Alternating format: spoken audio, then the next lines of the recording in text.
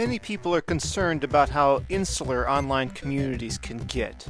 There's also worries about the rabbit hole you can fall down that the algorithm might inadvertently cause. There's nothing intrinsically wrong with the existence of a conspiracy video. Go ahead and watch a few. But don't storm the Capitol, obviously. And if you were to watch a few of those conspiracy videos, what sort of ads do you expect you'd see? Different from the regular population? That's one of the questions posed in today's interview. My name is Cameron Ballard. I'm currently a PhD student at the Center for Cybersecurity and I think it's the Cybersecurity for Democracy Center at NYU Tandon. I'm working with advisors Rachel Greenstadt and Damon McCoy. As well, I co-founded a company to try to improve research and transparency on YouTube called Ratitude, and I encourage anybody who is trying to do research on YouTube to check that out and reach out to us. Yep. Very cool. Well, I want to explore both before we get into our main subject. Maybe starting with your current academic work. What are some of the focuses you're working on? I came in interested in, I guess, algorithmic transparency and trying to understand that I think my advisors in the past have worked more with, I guess, issues kind of directly related to cybersecurity and privacy. However, they're starting to move more towards kind of misinformation in social media. And so they've done one study that got really popular was on political ads on Facebook. And so trying to understand the Facebook's ad library and how accurate it is, and what kind of ads are being run there. My work has been focused on YouTube mostly, since I think it's a pretty understudied platform that has huge viewership and a large impact, but it goes understudied because videos are a lot harder to analyze. Somehow they've managed to kind of fly under the radar of most of the depositions and hearings we've heard around social media. I'm mostly interested in misinformation on websites, especially. Part of that also extremism and hate speech, things like that, because they so often go hand in hand. And I think conspiracy theories to me are particularly interesting since they're not quite the same as misinformation, and they've been around forever, but there's certainly been an uptick in kind of their discussion and consumption recently. And I see them kind of as almost vessels for misinformation to spread. So a claim that vaccines are harmful is surprising, and plenty of people react to that. But the claim that Bill Gates is injecting you with a microchip along with the vaccine to control you is kind of much more exciting. And so I'm really interested in kind of the relationship between these two and how conspiracy theories act as a vessel for these kinds of harmful misinformation and narratives to spread. My anecdotal observation is that this is I don't want to say a totally new phenomenon, but a phenomenon that's been growing and getting worse.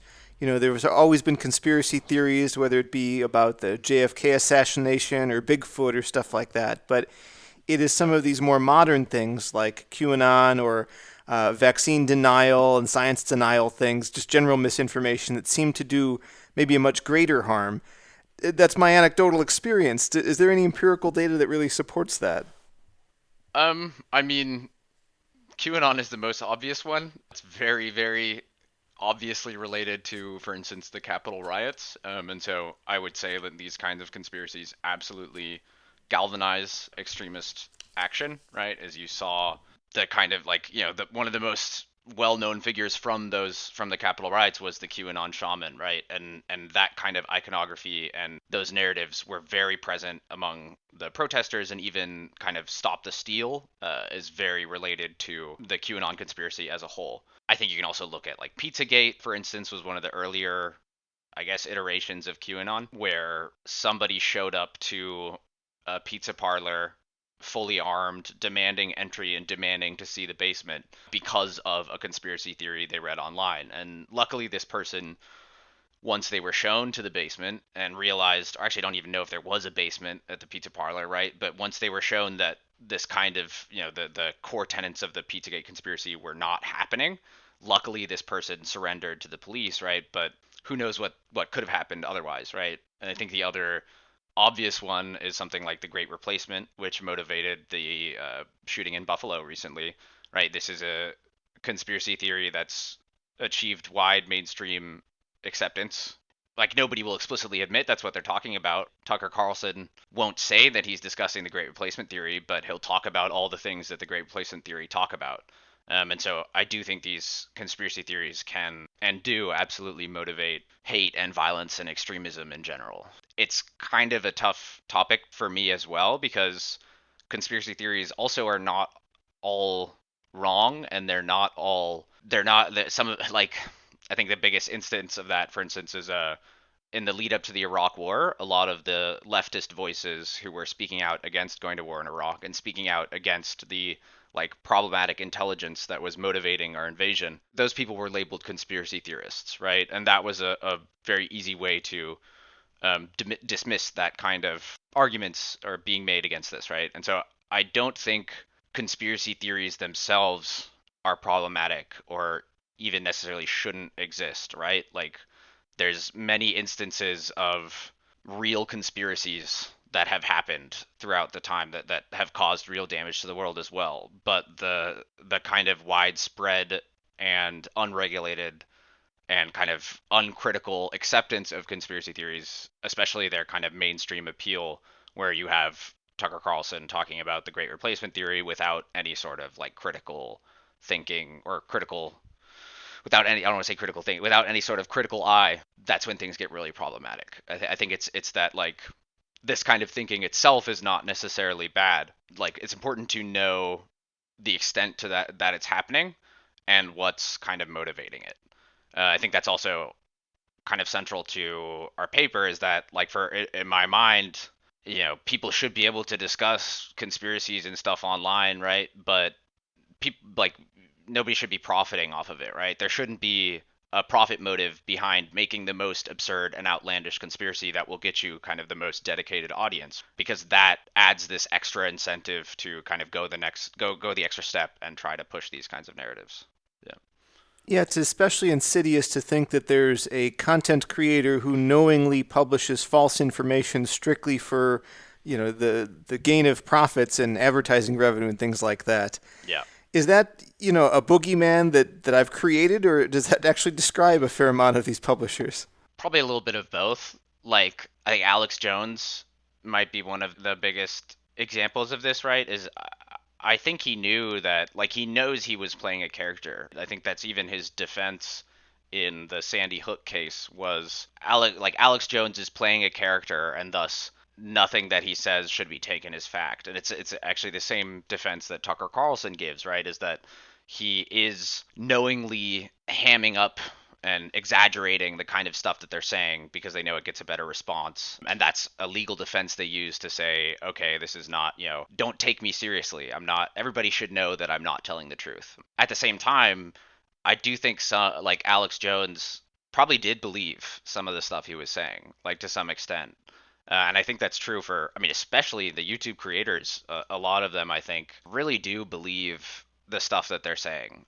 I think the profit motive creates an incentive, right? Like, let's say I set up a channel talking about, I don't know, flat Earth, right? Because it's something that I'm interested in and I found a community and I want to talk about it. And then I start to kind of branch into other conspiracies while I'm talking about it. And suddenly my channel blows up, right? And now I have this big financial incentive to keep finding new conspiracies, keep finding new things to talk about. And that's where I think it gets kind of, the line gets kind of blurred between does this person actually believe what they're saying, or are they knowingly promoting false information for profit, right? Like I think there has to be some level of cognitive dissonance there, where even the creator themselves doesn't recognize the kind of big financial and social incentive to continue making this content, which may or may not drive like how much they would look for that and how much they're willing to exaggerate the truth. I would say that boogeyman probably does exist. I don't know if that's the majority of these people, and even that boogeyman might think that they're doing the right thing. I don't, off the top of my head, know Google's stated policy, or I guess YouTube's stated policy, nor how well they enforce it. But do you have a general sense of what is and is not allowed on YouTube? Is conspiracy theory and misinformation allowed?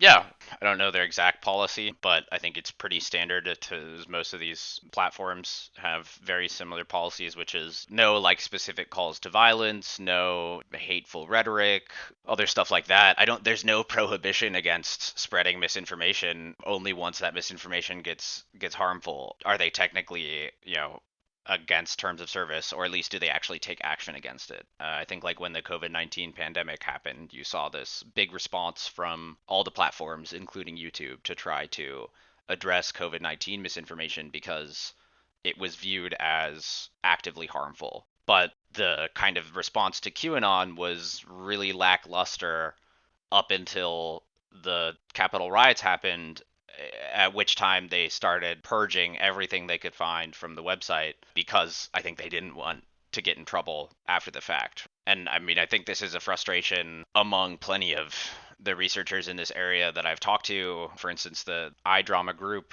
that I worked with on one paper looked at plenty of QAnon stuff, and they've been looking at conspiracies and radical speech online for a while. And they said they submitted a QAnon paper to a few different places, and the reviewer response was, "Oh, this is just some niche. This is just some niche, subculture. It's not important. Why are you studying this?" And it wasn't until 2016 and then 2020 when people actually started to realize that, oh, this kind of misinformation and conspiracy theories can cause real harm and are an actual problem. Yeah, absolutely. Well, if I go to YouTube and I start looking up conspiracy videos, I expect I'll get some recommendations for more conspiracy videos. That's sort of how recommendation systems work. And Yeah. perhaps the organic recommendations are a topic for another episode. What I'd love for you and I to focus on is what else is on that page, and that's the ads for when I'm watching conspiracy videos. How do those ads get there in the first place? How does that system work? There's kind of two sides to, or I guess two main sides to the advertising ad serving system. Ads on YouTube are served through the Google AdSense platform, which is Google's broader ad platform that they use for the entire web. So anytime you see an ad from Google, that's going through their AdSense platform. What AdSense lets you do is, if I'm an advertiser, I can sign up on AdSense to run ads. There are a few options in terms of content, right? You can do video, image ads, and they even have kind of dynamically created ads are something that happens. So you can say, I want like these 5 images to be placed along these 5 snippets of text, and the algorithm will optimize what combinations work really well. But the advertiser signs up, says, okay, this is the advertisement that I want to run using this content. They can select kind of the sites or areas that they want it to appear on. So they could say, I want this to be on only websites or only YouTube videos, or run it in both places. There are lots of other options, but yeah, I don't know them all.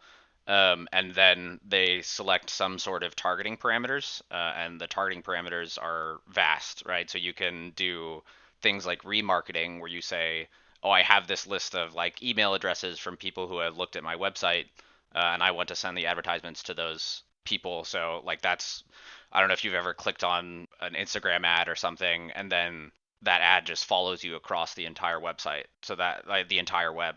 That happens through remarketing mostly, where they kind of have some identifier that you're interested in this content, and they'll keep serving it to you. They can also serve these ads based on like interests. So that would be the kind of targeting and ad tracking that Google does, where they try to create an ad profile for you, and they say, "Oh, it seems like you're interested in these things based on the fact that you're, in the 25 to 34 age group, and you're single, and you've been, looking up apartments recently.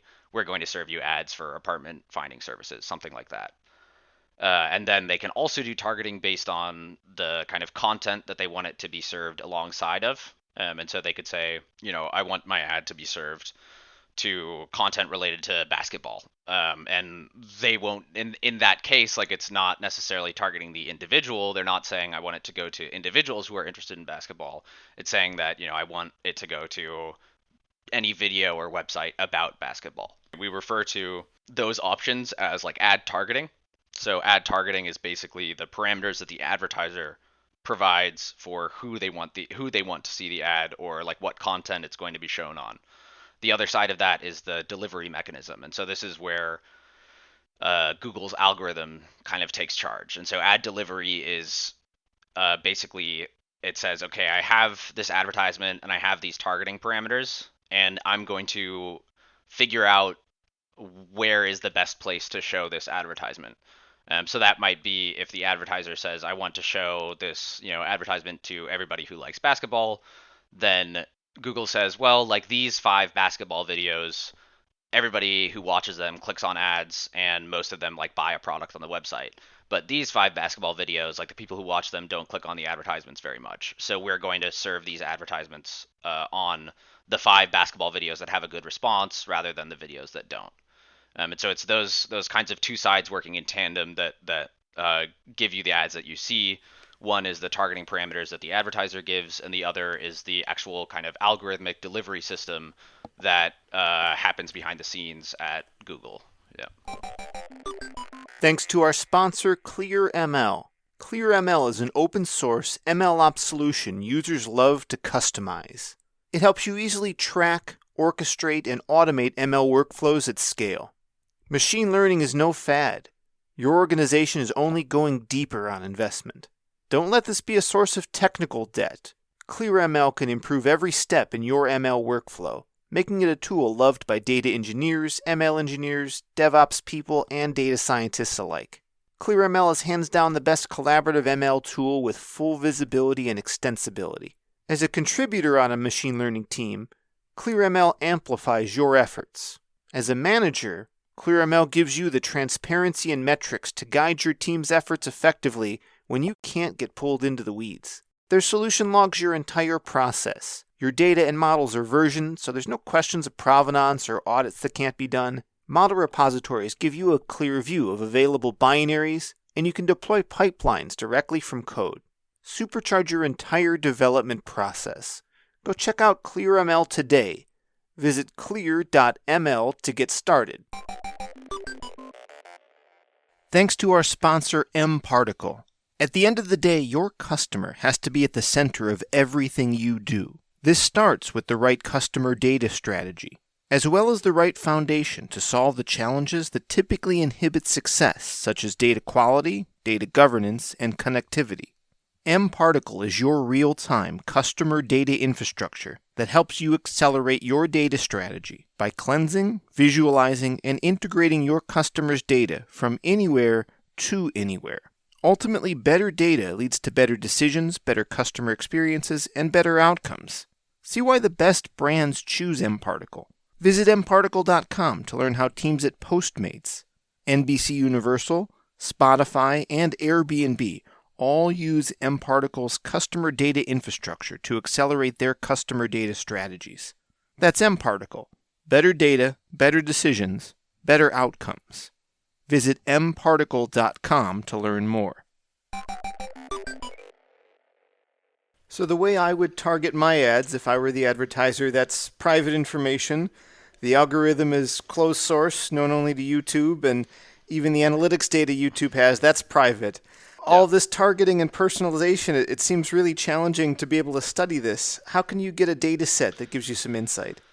So I think that was one of the big limiters and questions for this paper is like ad personalization. So the kind of targeting of individuals is really, really hard to replicate because you'd need to kind of construct profiles for people around a set of interests. And, there's no way to know if this is actually a realistic profile, like reconstructing somebody's realistic behavior on the internet of somebody who's interested in conspiracy theories. That's very hard to do unless you have actual users who are willing to participate in the study or provide you data. So instead, we tried to focus on content-based targeting for our paper.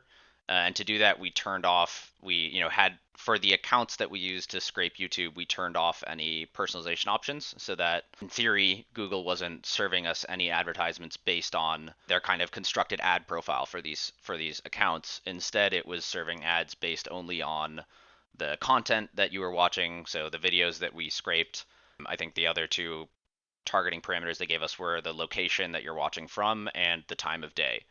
And so to control for those, we also collected from multiple locations, and we collected, throughout the day. And then to get conspiracy kind of targeted ads, we got a list of conspiracy videos from other papers, and so we set up these accounts to scrape the videos from this list of conspiracy videos and record what ads they saw from different locations and throughout the time of day. And then we also had a control set. And of course, a control set is also something that's hard to come up with because, like, what is Yeah, like what's the average video? What's the average video that you watch? I don't know. It depends on the person, right? And even then, like, okay, what's the control for a conspiracy viewer, right? Like, what do I compare that to? Do I compare it to news content or something else? I don't know. And so we kind of went with the lowest hanging fruit, which was we'll let like YouTube decide what the control videos are. We just went to the homepage, clicked on a random video from the homepage, and then went down the recommendations from that random video for a little while and then restarted it at the homepage over and over again. We don't really know the content of those videos. I think a lot of it was, like gaming content, some other, some news content, some music. There are also some like weird rabbit holes. That's why we had to restart the recommendation engine multiple times. But even if we don't know like the exact content that we're watching, we know that these are videos that YouTube thinks appeals to their most common or widest audience, right? They're also videos that YouTube thinks it's okay for me to advertise on because the videos, well, yeah, my advisor keeps telling me I can't say this because we don't have evidence for it, but I think it would be ridiculous to assume that YouTube does not promote, like they're probably more likely to recommend a video that they can run an advertisement on because that's their monetization model. If they had to pick between two videos, one of which they could run ads on and the other that they couldn't, they would probably pick the one that they could run ads on. So yeah, to get our control set, we just kind of let YouTube recommend us whatever they thought were the most popular or mainstream videos, because it's harder to come up with what an average video would be. Yeah. And then are you essentially in the control group of just blank new visitors to YouTube versus someone, I guess, seeded with one of these known conspiracy videos? Are you then doing kind of a random walk of what to watch next? Yeah, for the control videos, we just did a random walk. So start from the homepage, pick a random video, pick a random recommendation, so on and so forth, and then restart from the homepage. For the conspiracy videos, we didn't do any of the recommendation engine. So we had a set list of channels and videos that we considered conspiracy videos, and we scraped those and those alone. So it's basically just randomly selecting some videos from that larger list for each run of the crawler, and then we just went down the list of videos rather than relying on the recommendation engine. Gotcha. So even if hypothetically YouTube was doing some sort of escape from the rabbit hole recommendations, you've crossed around that and said you're going to sort of force the playlist of we're committed to watching conspiracy videos for the test group. Is that right? Yeah, pretty much. Yeah. And that's especially since we were looking only at content-based targeting. In theory, YouTube, like we had watch history and ad personalization turned off. So in theory, YouTube wasn't allowed to construct any sort of recommendation profile for these accounts anyway.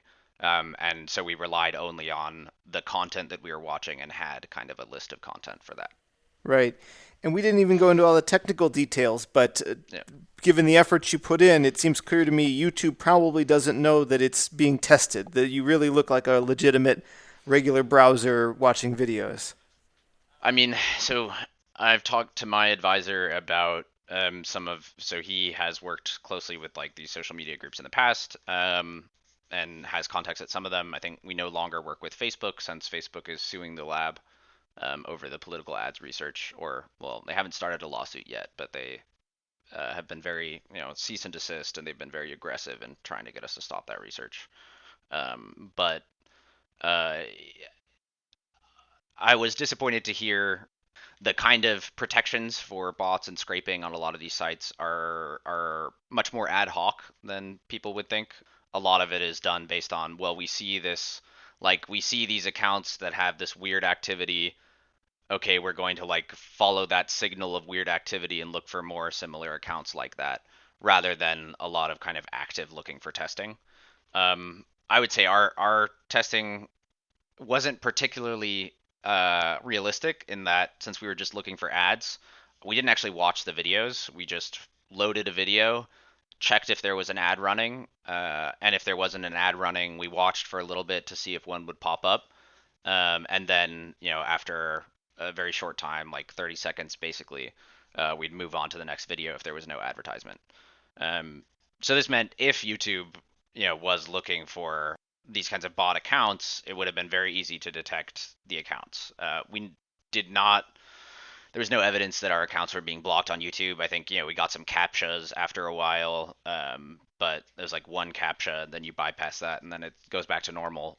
But the advertisements that we saw, I think, are what a normal user would see. So we did this through headless browsing, which is basically a browser that's run automatically.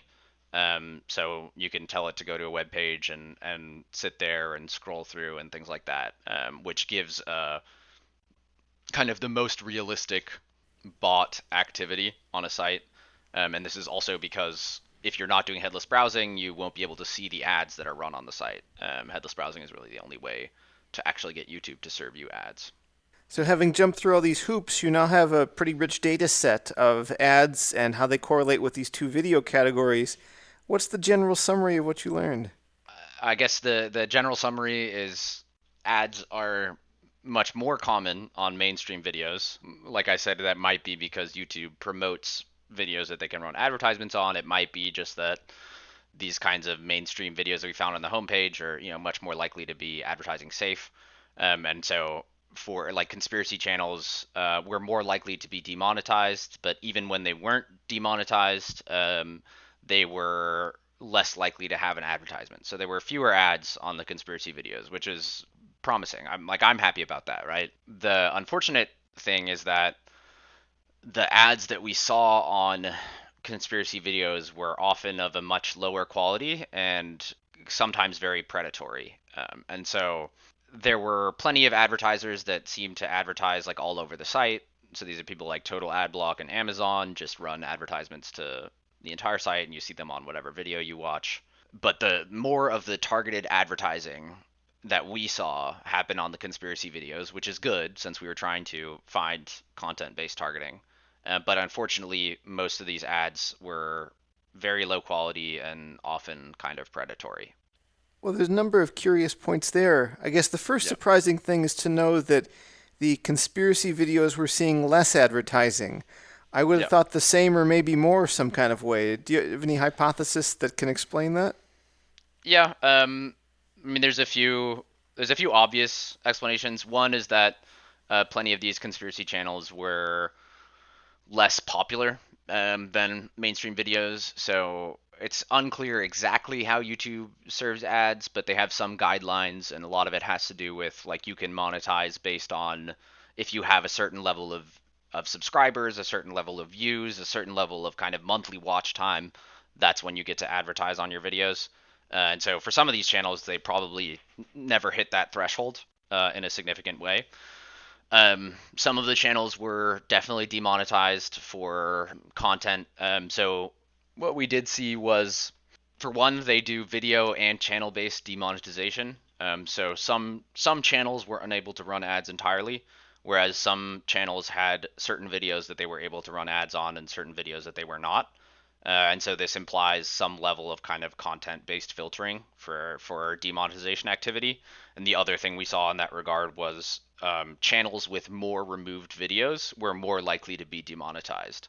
So that's in line with YouTube's stated advertising policies, which is that if you have repeated enforcement action against your channel, such as a removed video, then you will be demonetized, right? And so it is good to see that some of these things are happening, and that explains some of why there are less frequent advertisements. The part that's a little bit harder to explain is that even for channels and videos that were not demonetized, there was still a lower rate of advertising.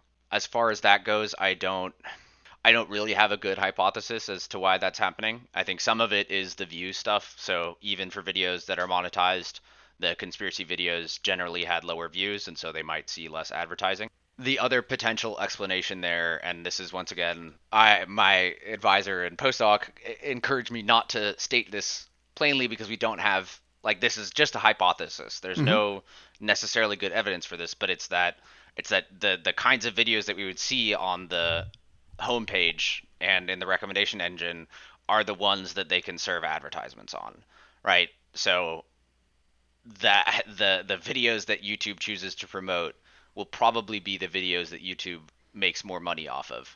And so if our control set is based off of videos that YouTube choose to promote, it makes sense that there would be more advertising on them.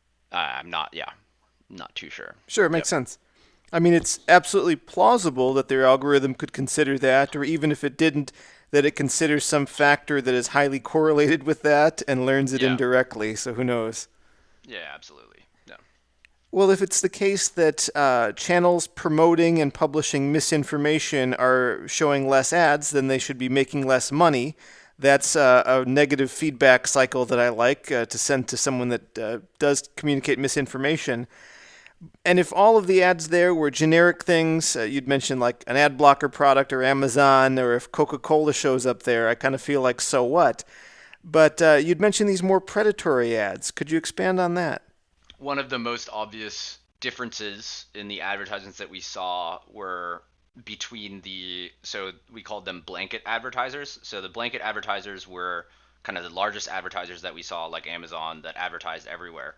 And these accounted for 90% of all ad impressions in the control set. However, they accounted only for like 77% of the impressions in the conspiracy set, which is a pretty big difference, because that means that these blanket advertisers that aren't carrying out targeting are less likely to be shown to the conspiracy set of videos, which means that there is some level of targeting happening on the conspiracy. So I have to be careful about terminology. So there's some level of selective delivery happening on the conspiracy set, right? And I want to distinguish that from targeting because we can talk. This is another interesting thing to talk about, but I do want to talk about the predatory ads. Is that like we don't know whether this is happening because of targeting parameters that the advertiser sets or because of the delivery mechanism that Google uses, right? So we don't know whether an advertiser says, I want to advertise to people who watch QAnon videos, which they probably don't because there's no QAnon interest section that I can select on Google AdSense, right? But there's correlated things like, let's say I sold Yeah. survival gear or like MREs. It Yeah. seems to me that the conspiracy audience might buy that more often than usual, and I would look for things that correlate to get to them.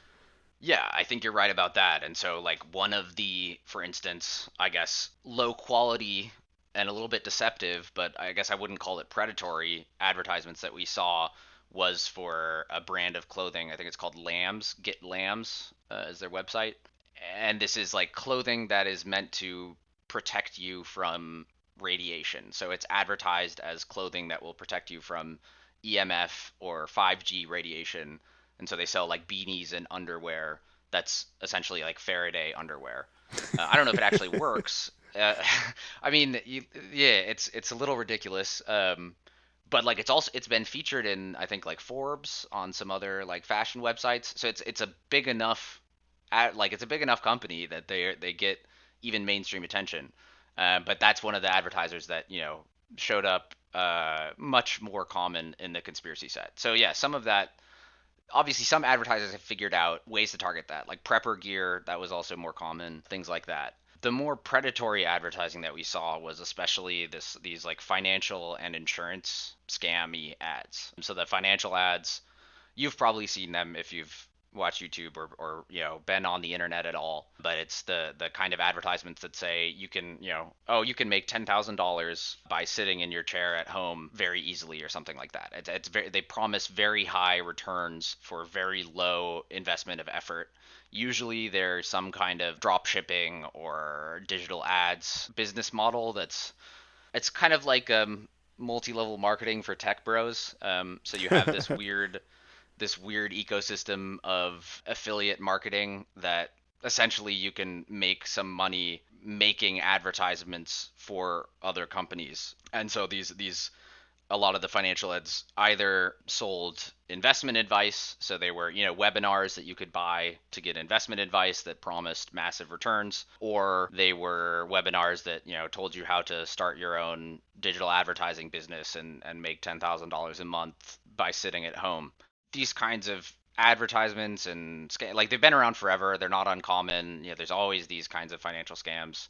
Not really super surprising, but like they have also been similar schemes have been the target of a few FTC lawsuits recently, targeting groups that use kind of a combination of digital advertising and robocalls, among other things, to find people to engage in these webinars that, they cost a lot of money, they promise you large returns, and you're never going to make as much money as they promise you will. The other one along with that was the kinds of insurance lead generation scams. So this is also something that's shown up in FTC lawsuits recently, is these, you'll get an advertisement that's like, oh, if you have, like, do you need help if you have Medicare, take this quick survey and we'll find insurance coverage for you. Essentially, you go through the survey and it asks you a bunch of personal details and contact information, and then they take that and they resell it to any range of insurance providers. Some of them more legitimate than others, but it's much more likely that the people who are buying the data from these surveys are running very low quality insurance or outright scams. And the unfortunate thing about this is that these kinds of scams often target seniors, especially because they're, I think, for one, more susceptible to predatory digital practices without having, on some of these ads, if I tried to click on the privacy policy, it would just redirect me straight to the survey. Yeah, so I think that those kinds of insurance scams are much, those were more targeted at these like seniors, things like that. The other kind of generic kind of deceptive advertising that we saw was for just some really, really shitty, low quality products. And these are, some of them, like I said, are like Get Lambs, right? Where it's 5G proof underwear, which, like, I think that's a scam, right? But like, if you want to spend money on 5G proof underwear, like, sure, go for it. And their advertising isn't, it's very upfront. It tells you what it is exactly, and I don't know if it works or not. It's not tested by the FDA, right? But if that's something you're interested in, and if you're a conspiracy viewer, I wouldn't be surprised if you were interested in it. But some of them are kind of much more potentially harmful. And those are things like one that I think was like almost really indicative of like the targeting of these conspiracy viewers. I think it's like biblical-secret.com if anybody wants to check it out.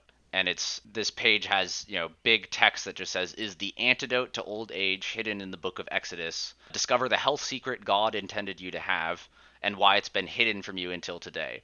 So a lot of these conspiracy theorists and QAnon like do reference kind of biblical prophecy, very explicitly reference evangelical Christianity, and then this advertisement markets kind of directly to them and also tells you that somebody's kind of been hiding this secret away from you.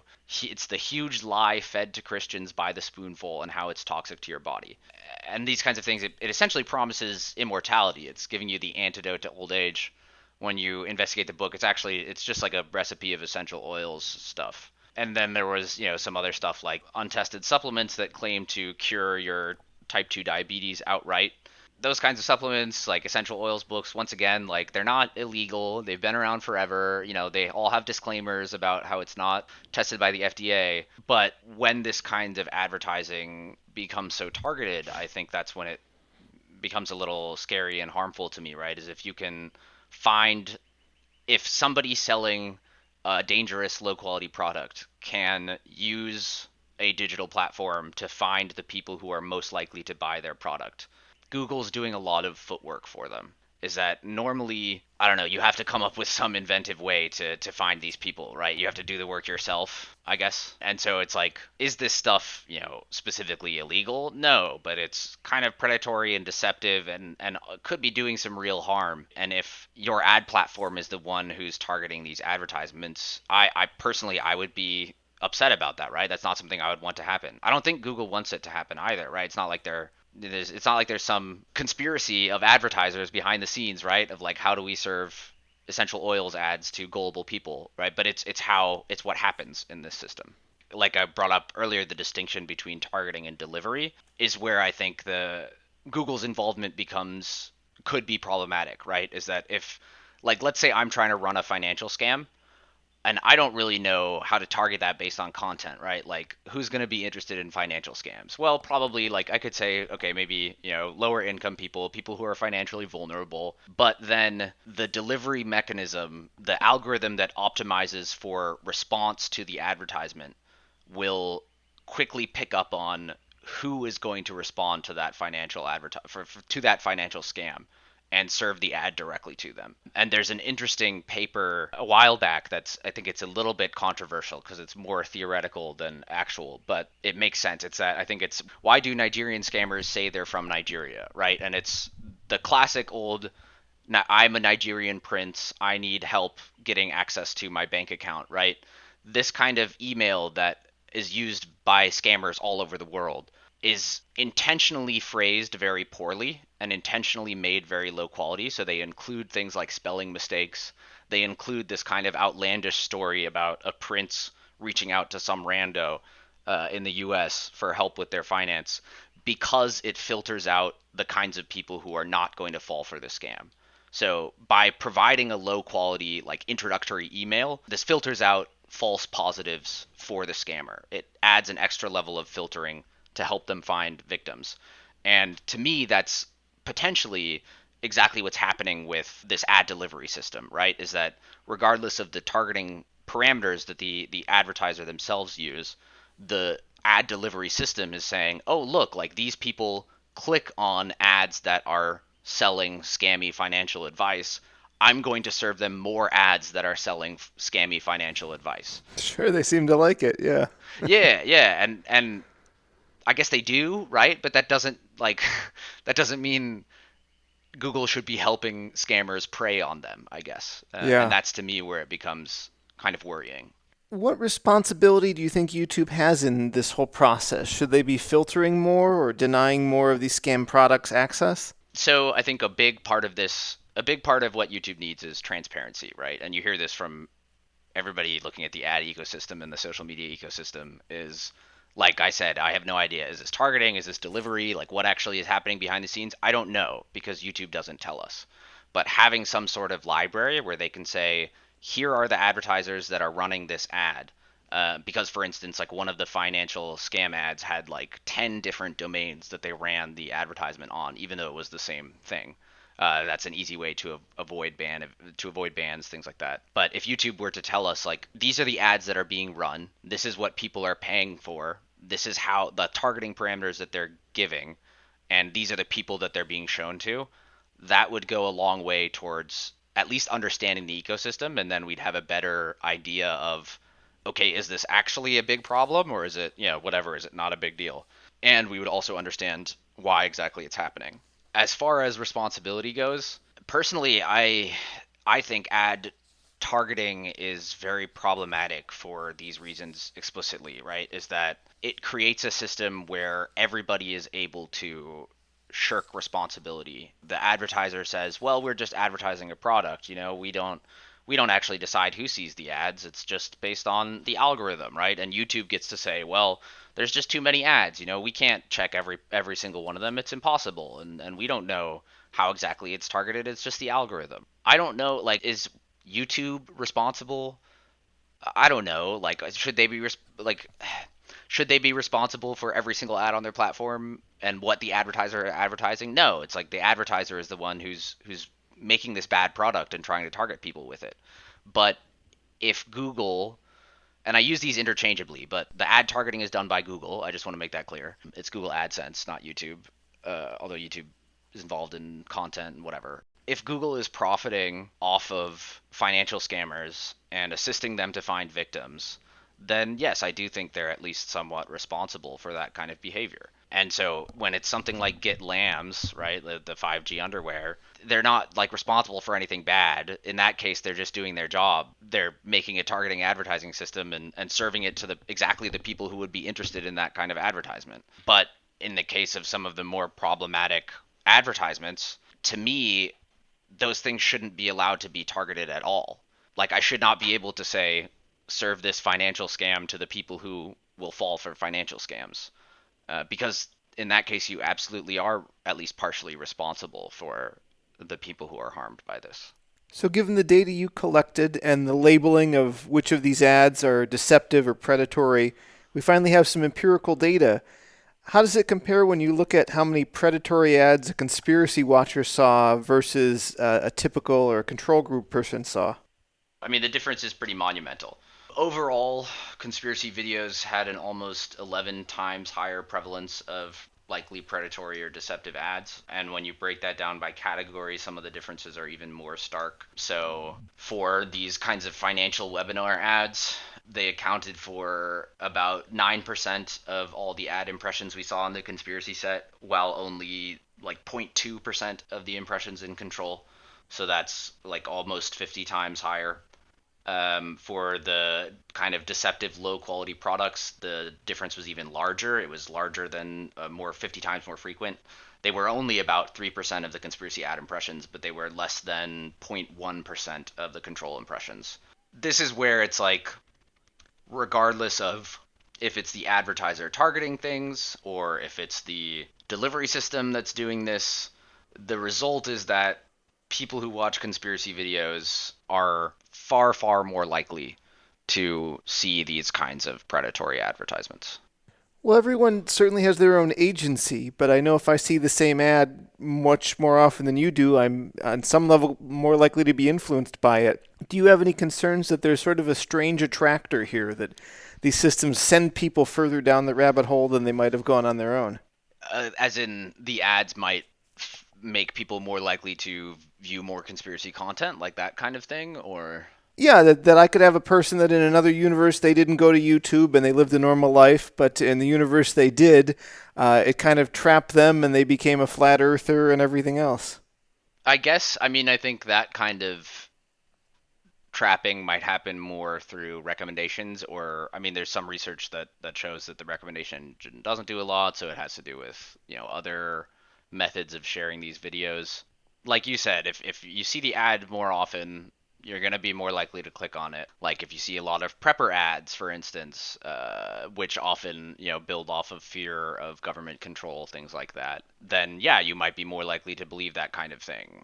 If you see a lot of ads about how some shadow entity is lying to Christians about why Methuselah lived so much longer than us, then yeah, it might influence some of what you're thinking. I don't know if the advertising itself is what might push people further into that rabbit hole, right? But and this is all anecdotal, right? And this is Sure. has more to do with kind of my work in conspiracy and misinformation in general, and some of the work I did for Ratitude, right? Is that like if you spend time in these conspiracy spaces, they're not. I don't. I want to be as respectful as possible discussing this because everybody's entitled to their views, right? But like they're not generally happy people. There's a lot of like loneliness and community that you find in this kind of content, right? That's where it's like these ads that prey on seniors or financially vulnerable people, like things like that. That's where I could see it almost increasing that feeling of vulnerability, right? Of like, I'm in a bad financial spot. I get this ad telling me I could make 10,000 bucks a month, so I'm going to buy their webinar, and now I'm still not making $10,000 a month, and now I'm out the money that I spent on the webinar, and now I'm in a I'm in this more vulnerable spot, and that kind of increased vulnerability and isolation from the rest of society, right? Like that then might increase the likelihood to watch conspiracy videos, right? Like there's some interesting articles I've read about like I think it was a maybe New York Times one that was talking about like QAnon moms. And so these were like there's a surprisingly high amount of like viewership and consumption of conspiracy theories among like stay-at-home moms, right? And these are the same people that are targeted by things like MLM schemes or even these financial schemes, some of like people who are disillusioned or isolated or vulnerable for one of many reasons might be more likely to consume this kind of content because this kind of content is telling you I have the answer to the questions that you have and I have the reason why you feel vulnerable and left out. And that's because there's, some secret shadow council controlling the government. That target demographic, which is not at all everybody who watches conspiracy theorists, right? There's also neo Nazis. There's also just people who wear tinfoil hats. Like, it's not just that, right? But that kind of vulnerable demographic is also exactly the kind of vulnerable demographic I would target with these ads. And the kind of demographic that might feel more vulnerable when they're targeted by predatory ads and fall for that. So I don't know if it's, pushing people further down the rabbit hole, but it's certainly not helping. Yeah. Absolutely. Well, to wrap up, can you tell me a little bit about Ratitude? This is a project I started with somebody I met in class to try to. It was around the start of the COVID-19 pandemic, and we wanted to understand the moderation practices of YouTube. So we started kind of scraping various channels similar to the ones we had in this study and other radical channels to try to understand how they would get moderated with. And we quickly realized that there's no good research tool for YouTube. Like there are tools that exist for like scraping and doing research on Facebook and Twitter, and there aren't a lot of those for YouTube. And we saw this kind of radical activity and other kind of problematic content on YouTube. So we've been trying to kind of build a research tool for people who don't necessarily have the technical expertise to kind of build, do their own scraping and stuff like that. And so, we've been working on it for a couple years and have had a few grants to develop it. It's available. It's Ratitube, so like YouTube, but like radical Ratitube, Raditube. If you are interested in looking at YouTube, feel free to go to the website. You can reach out to us at info@ratitude.com. We're just trying to find people who have need of the website.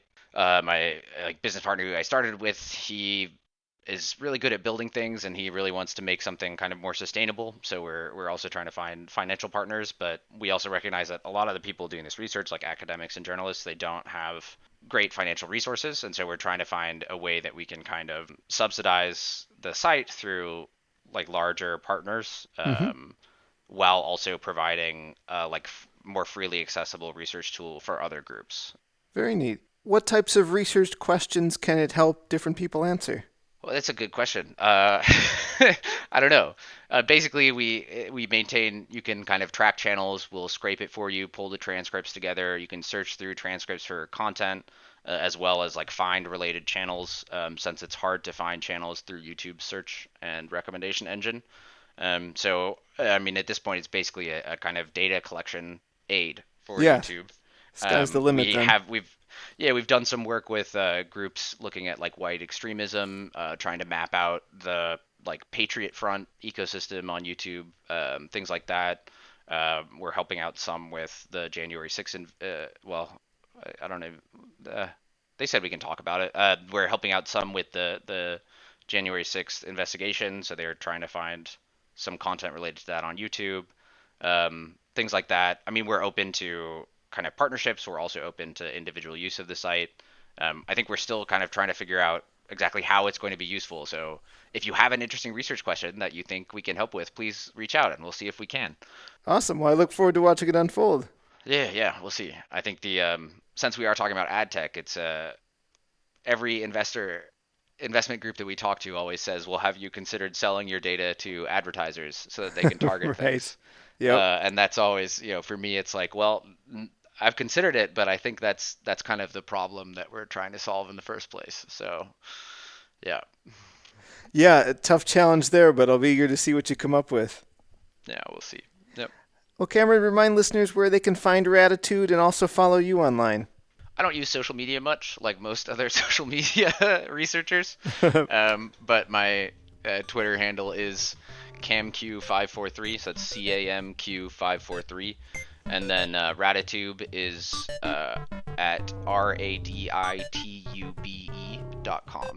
Sounds good. We'll have links to both those in the show notes as well. Thank you so much for taking the time to come on and share your work. Yeah, thanks so much for having me. That concludes another installment of Data Skeptic Ad Tech. Next week, you're going to hear from an expert in conspiracy theories, even though we're not going to talk about conspiracy theories. So, I mean, it was really awkward. eBay is fighting internally and with us, and Commission Junction is fighting with us and with eBay. And then one day the FBI raided our office.